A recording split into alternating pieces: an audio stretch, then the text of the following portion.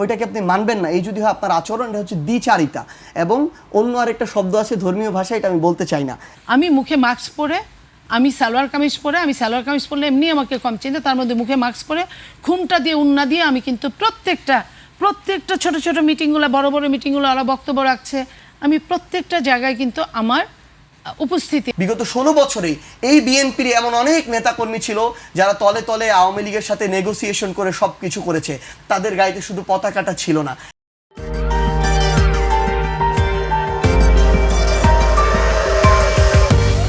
আমাদের ওই সময়ের সমন্বয়কদের মধ্যে জনাব নাহিদ ইসলাম, আসিফ মাহমুদ সহ আমরা বেশ কয়েকজন তখন শেখ হাসিনা পালিয়ে যাওয়ার পরপরই আমরা জনাব তারেক রহমানকে কল দিয়েছিলাম, ভিডিও কনফারেন্সের ছবি যেটা এখনও আছে।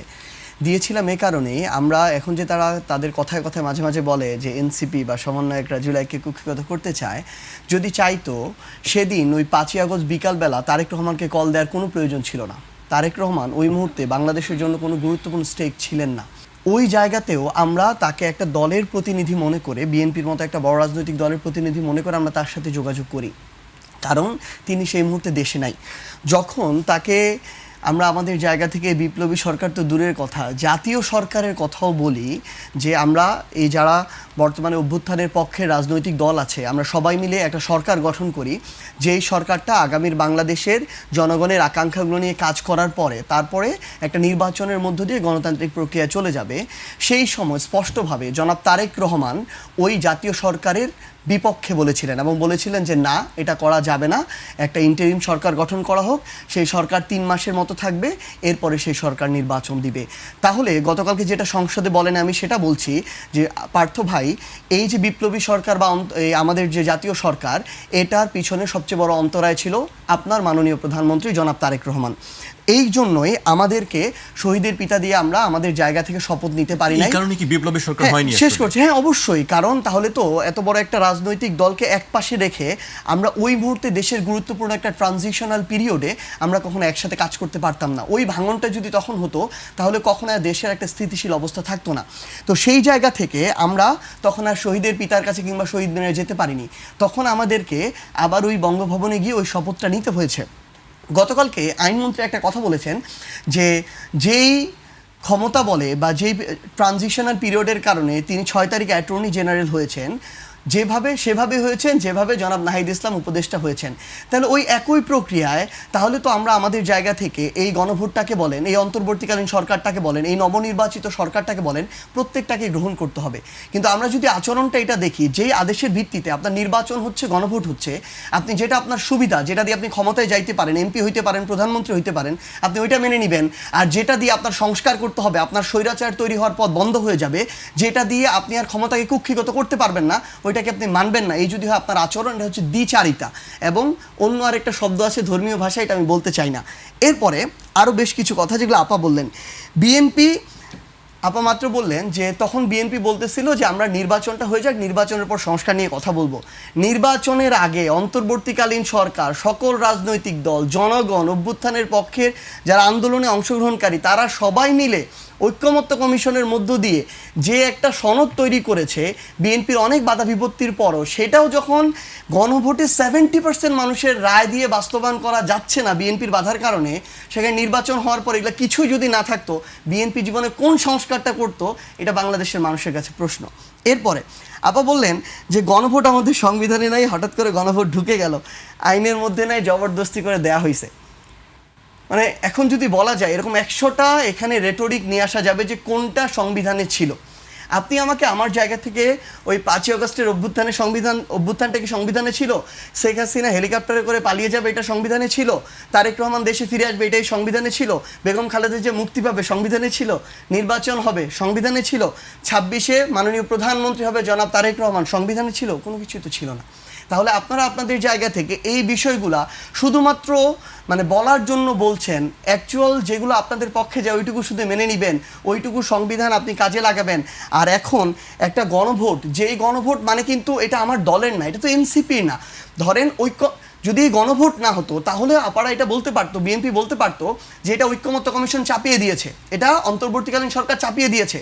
ততক্ষণ পর্যন্ত এটা বলা যায় যতক্ষণ পর্যন্ত এটা শুধুমাত্র তাদের একটা ড্রাফট ছিল ওই ঘরটা থেকে। কিন্তু যখন এটা মানুষের উদ্দেশ্যে ছেড়ে দেওয়া হয়, যখন সেখানে 70% মানুষ প্রায় এটাতে ভোট দেয়, বিএনপি প্রায় 50% ভোট পেয়ে সরকার গঠন করেছে, 70% ভোট গণভোটের পক্ষে গিয়েছে। তার মানে বিএনপিরও প্রায় 20% মানুষ এখানে ভোট দিয়েছে। আমরা যদি দেখি এখানে দুইটা আলাদা আলাদা জিনিস, যেমন একটা ভোটের মধ্য দিয়ে বিএনপি সরকার গঠন করেছে, একদম আলাদা স্বাধীন আরেকটা জিনিস হচ্ছে আরেকটা ভোটের মধ্যে দিয়ে মানুষ সংস্কার চেয়েছে, পরিবর্তন চেয়েছে, গণভোটের জুলাই সনদের বাস্তবায়ন চেয়েছে। তাহলে আপনি শুধু আপনার সুবিধাজনক জিনিসটা করবেন, আর যেটা মানুষ চায়, মানুষ আলাদা করে ম্যান্ডেট দিয়েছে, ওইটা আপনি করবেন না শুধু একটা কারণটা হচ্ছে আপনার ক্ষমতা জনগণের কাছে কিছুটা ডিসেন্ট্রালাইজড হয়ে যাবে, প্রধানমন্ত্রীর ক্ষমতা রাষ্ট্রপতির কাছে কিছুটা ডিসেন্ট্রালাইজড হয়ে যাবে, মানুষের সাথে এই জনগণের সরকারি দলের ক্ষমতার একটা ভারসাম্য আসবে। এই জন্য আপনি এটা করতে চাইতেছেন না, এটা তো হইতে পারে না। এবং এখানে আরেকটা বিষয় হচ্ছে, গতকালকে যেটা বলছেন জনাব সালাউদ্দিন আহমেদ, আসলে কি আমরা তাকে রেসপেক্ট করতে চাই। তিনি ভারতে শিলংয়ে একটা দীর্ঘ সময় ছিলেন, যেভাবেই তিনি যাক এটা নিয়ে আর প্রশ্ন করতে চাই না, দেশ ছেড়ে থাকা সবার জন্যই কষ্টের। তিনি নিজে থেকে গিয়েছেন না কেউ নিয়ে গিয়েছে, আরামে ছিলেন না কষ্টে ছিলেন, এগুলো আমরা আনতে চাই না, আমরা মনে করছি এটা কষ্টের। কিন্তু তিনি যখন সংসদে দাঁড়িয়ে বলেন যে জুলাই আদেশ একটা অন্তহীন প্রতারণার দলিল, তাহলে সংসদে দাঁড়িয়ে তার এই কথা বলা উচিত যে 6 তারিখের সরকারটা তাহলে সরকার হইতে পারে না, পরবর্তী নির্বাচন হইতে পারে না, গণভোট হইতে পারে না, এবং সামগ্রিকভাবে আমাদের এই সংসদটা পুরাটাই একটা অন্তহীন প্রতারণার প্ল্যাটফর্ম, তাহলে তার এটা বলা উচিত। কিন্তু আমরা আমাদের জায়গা থেকে দেখছি যে তিনি বা তার যে সরকার, তার সংশ্লিষ্ট যারা আছেন, সবাই তাদের জায়গা থেকে এখন ওই পথে হাঁটছেন যেই পথটাতে সবাই হাঁটতে চায় ক্ষমতায় গেলে। মাননীয় প্রধানমন্ত্রী, সাবেক মাননীয় প্রধানমন্ত্রী, এবং আমরা তাকে রেসপেক্ট করি, বেগম খালেদা জিয়া, তিনি এবং তার সকল নেতাকর্মী, ইভেন জনাব আন্দালিব রহমান পার্থ, ইভেন জনাব তারেক রহমান, এই প্রত্যেকটা মানুষ বিগত সময়, ইভেন আপারা, প্রত্যেকটা মানুষ যখন তারা সাফারার ছিল, কষ্ট করেছে, প্রত্যেকটা মানুষ বলেছে এই সংবিধানটা আওয়ামী লীগের এজেন্ডা, এটা বাংলাদেশের স্বাধীনতা সার্বভৌমত্ব বহন করে না, এটা 1972 সালে যখন হয়েছিল 71-এর মানুষের স্পৃহাটাকে এটা ধারণ করে নাই, বরং কিছু দেশের, কিছু এজেন্সির, কিছু মানুষের চাপিয়ে দেওয়া বিভিন্ন উদ্দেশ্য এটার মধ্যে লিপিবদ্ধ করা হয়েছে। কিন্তু সেখানে বেগম খালেদা জিয়া ওই দুঃসময় দাঁড়িয়ে বলেছিলেন যে এই সংবিধান যখন জনগণের সরকার আসবে, এই সংবিধান ছুঁড়ে ফেলবে, এই সংবিধান একটা আওয়ামী লীগের এজেন্ডা। তাহলে আমাদের জায়গা থেকে এখন প্রশ্ন যে সেই জায়গা থেকে এখন শুধুমাত্র ক্ষমতায় আসার কারণে আমরা যদি আমাদের জায়গা থেকে সেই সংবিধানটাকে ওহি মনে করা শুরু করি, তাহলে ওই সংবিধানের ভিত্তিতেই এখনো বাংলাদেশের প্রধানমন্ত্রী শেখ হাসিনা হওয়া উচিত। সার্জিস অনেকগুলো কথা বললেন, অনেকগুলো। আমি যদি আমি প্রত্যেকটা কথার খুব চুলচেরা উত্তর জানি, কিন্তু আমার এত ছোট ভাই যে আমি এই উত্তরগুলো ওর মতো করে দিতে চাই না, ওর মতো করে দিতে চাই না। আমি চাই না যে ওর সাথে আমার আমি সহ্য করে গেলাম এক কথায় এটা। তবে যে কথাটা দর্শকদের জন্য যে কথাটা না বললেই না, সেই কথাটা যেটা না বললেই না, যে তাদের উপর থেকে মানুষ আস্থা নিয়ে গেছে, হারিয়ে ফেলেছে, যে কারণে তারা গণ অভ্যুত্থান ঘটিয়েছে। গণ অভ্যুত্থানটা এমন জিনিস, শুধু সামনের 5টা লোক দেখলে কিন্তু গণ অভ্যুত্থান বোঝা যায় না। গণ অভ্যুত্থান হয় সাগরের মতো। গণ অভ্যুত্থান, আমি কিন্তু সার্জিসের তখন জন্ম হয়েছে কিনা আমি জানি না, আমি গণ অভ্যুত্থানে সার্জিস যে বিশ্ববিদ্যালয়ে পড়েছে তখন আমি ওখানে, ওই গণ অভ্যুত্থানের আগে আমি ওই স্বৈরাচারের সময় স্কুলে পড়েছি, কলেজে পড়েছি এবং বিশ্ববিদ্যালয়ে পড়েছি 90-এ। তো আমি গণ অভ্যুত্থান তখনও দেখেছি, আমার জীবনে 2টা গণ অভ্যুত্থান দেখা হলো। তো এই যে গণ অভ্যুত্থান বলা হয়, সার্জিস শুধু সার্জিসের সামনের কয়েকজন হাতে গোনা মানুষের নাম বলতে পারবে, পেছনের লাখো মানুষের গণ অভ্যুত্থান সে জানে না। পিছন থেকে কারা তাওয়া গরম করে সেটা সে জানে না, তার জানার ওই সময় হয় নাই, তার জানার সেই বয়সটা হয় নাই, তার জানার সেই সাংগঠনিক শক্তিটা হয় নাই, কারণ সে ওই ধরনের সাংগঠনিক কাজ করে নাই। বিএনপি একটা বিশাল বড়, কত বড় দল এটা নিশ্চয়ই এই মুহূর্তে বোঝা গেছে কিছুটা। বিএনপি কেউ আওয়ামী লীগের সঙ্গে আতাত করে নাই, যে বিএনপি এত নির্যাতনের মধ্যে বিএনপি দাঁড়িয়েছিল, বিএনপি প্রত্যেকটা সেক্টরে পাহারাদার ছিল। আপনার কথা এগ্রি করছে না, মানতে চাচ্ছে না। না, ও যদি না মানে ও সময় বলবে। তো আমি সেই জায়গাটায় বলি, আমি নীলুফার চৌধুরী মনি আপনাদের সাথে, আপনারা জানেন আমি 4 তারিখ রাত পর্যন্ত, দিনে 2টা 3টা রাতে 4টা 5টা আমি টকশো করে গেছি এই আওয়ামী লীগের রক্তচক্ষুকে সামনাসামনি প্রতিবাদ করা, প্রতিহত করা। আপনি সবসময় আমি কথা আমার বলছেন, জায়গায় সেটা কথা আমরা বলেছি, জানি।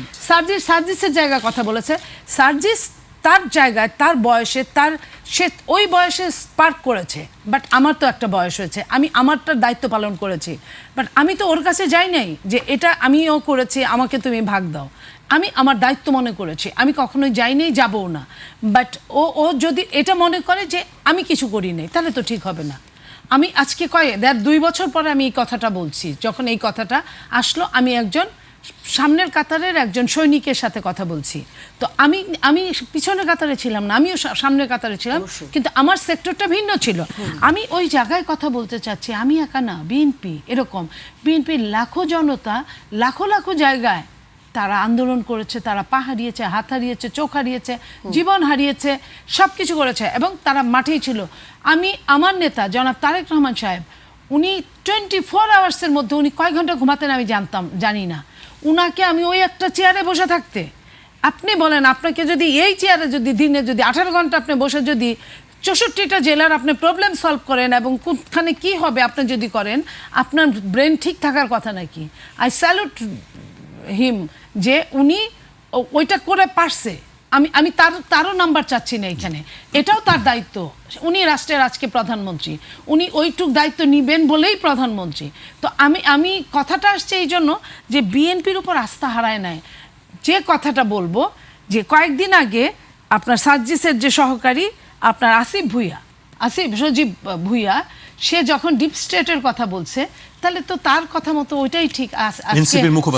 এনসিপির মুখপাত্র, আমি তো সার্জিসের কথা মতো তাহলে ওইটাই বলবো যে আমরা এত আন্দোলন করেছি, এক একটা 28 অক্টোবর 2 বার হয়েছে, আপনারা জানেন কত মানুষ হয়েছে আওয়ামী লীগের অত্যাচারে, সব মানুষগুলা পালাতে বাধ্য হয়েছে। এটা কিসের জন্য?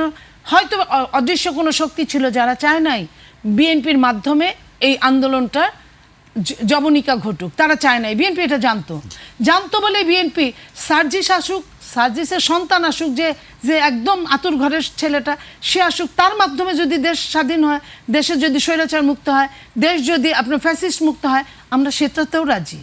আমি বললাম আবারও, সার্জিস না, তার যদি আতুর ঘরের সন্তানটাও আসে, আমরা সেটাতেও রাজি। সার্জিস কি জানে যে 3 তারিখে যখন কি বলে শহীদ মিনারে তারা যখন সারাদিন ব্যাপী সমাবেশ করলো, সব দল সবাই গেল, 24শে 3 আগস্ট, আমাকে দল থেকে আমার চেয়ারম্যান বললেন যে আমি যেন ওইখানে যাই। আমি মুখে মাস্ক পরে, আমি সালোয়ার কামিজ পরলে এমনি আমাকে কম চিনতে, তার মধ্যে মুখে মাস্ক পরে ঘুমটা দিয়ে উন্না দিয়ে আমি কিন্তু প্রত্যেকটা ছোট ছোট মিটিংগুলো, বড় বড় মিটিংগুলো ওরা বক্তব্য রাখছে, আমি প্রত্যেকটা জায়গায় কিন্তু আমার উপস্থিতি আমি দেখে সারাদিন আজকে ফার্স্ট আমি এই কথাটা বললাম। এবং ছাত্রদলও ছিল ওইখানে আরেকটা জায়গায়, খুব বেশি ছেলে মেয়ে না, ছাত্রদলের অনেক ছেলে মেয়ে ওদের সাথে মিশে গেছিলো। এটাই উপর থেকে অর্ডারটা ছিল, আর আমার উপর অর্ডার ছিল আমি যেন যাই। বিগত 16 বছরে এই বিএনপির এমন অনেক নেতাকর্মী ছিল যারা তলে তলে আওয়ামী লীগের সাথে নেগোসিয়েশন করে সব কিছু করেছে। তাদের ব্যবসা প্রতিষ্ঠান চলেছে, তাদের পারিবারিক অবস্থান যা ছিল তার চেয়ে আরও ভালো হয়েছে, আর্থিক অবস্থা যা ছিল তার চেয়ে ভালো হয়েছে। আওয়ামী লীগের গাড়িতে পতাকা ছিল, তাদের গাড়িতে শুধু পতাকাটা ছিল না। এবং এরকমই অনেক মানুষ এখনো বিএনপি নতুন করে ক্ষমতা আসার পর সুবিধা নেওয়া শুরু করেছে। আমি যখন আপনাকে ফ্লোর দিব, আপনি আমার এই কথার উত্তর দিবেন। এই অনুষ্ঠান কিভাবে চলবে